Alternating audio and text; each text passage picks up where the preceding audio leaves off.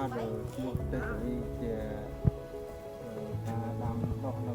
ក្នុងភូមិពេទុំឃុំទឹកវែកសម្រាប់ប្រទេសមានខេត្តកំពតមុនដំបូងយើងអនុវត្តតាមការសិក្សាអំពីមេរៀន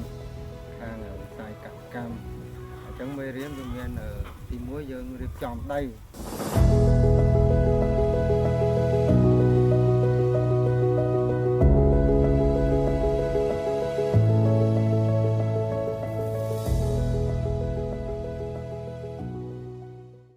ទី2យើងជ្រើសរើសពូជ3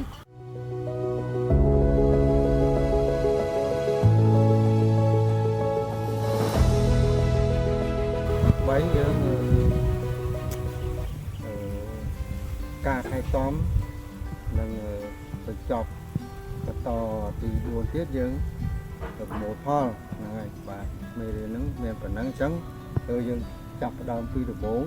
ការបន្តពូជនេះយើងផ្សំពី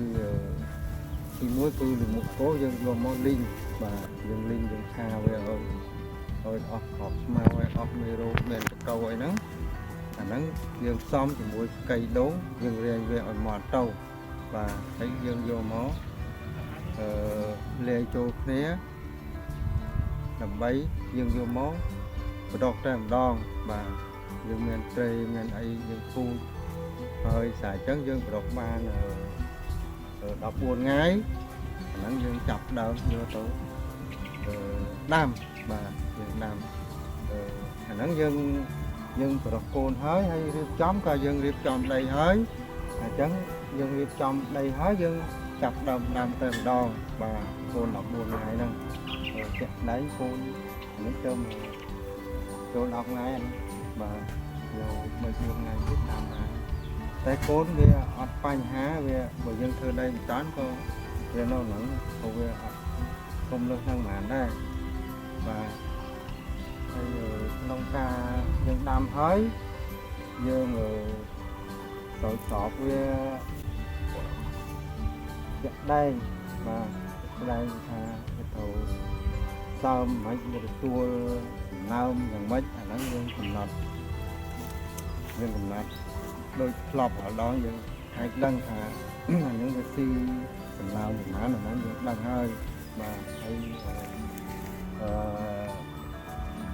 ទី3យើងការថែទាំយើងសម្អាតខ្មៅមើលតែលោមានសត្វមេបាវសត្វល្អិតអីផ្សេងអីមានមេរោគអីចឹងយើងអាហ្នឹងការថែទាំបាទហើយទី4យើងការប្រមូលផលយើងធ្វើម៉េចរួចចប់ដាក់ឲ្យខាងម៉ូយើងឲ្យបានល្អអញ្ចឹងទៅវាអាហ្នឹងទីផ្សារវាកាន់តែប្រសើរហើយវាចូលចិត្តខាងយើងបាទដើម្បីរៀបចំឲ្យម៉ូបានស្អាតបាទហ្នឹងមានតែប៉ុណ្ណឹងបាទអរគុណបាទ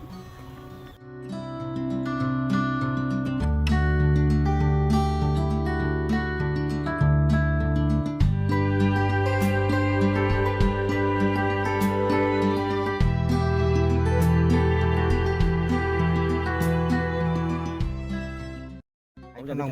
មួយរោងនេះយើងអាចចំណាយថាសរុបទាំងជីទាំងអីទាំងអស់ពូជជីទាំងអស់ហ្នឹងវា40ទៅ50ម៉ឺនបាទក្នុងរោងទាំងអស់បាទក្នុងមួយរោងការប្រមូលផលយើងប្រមូលផលហ្នឹងអាយុវាចាប់ពី20ថ្ងៃឡើងទៅប្រមូលចាប់ដើមប្រមូលហើយប្រមូលអញ្ចឹង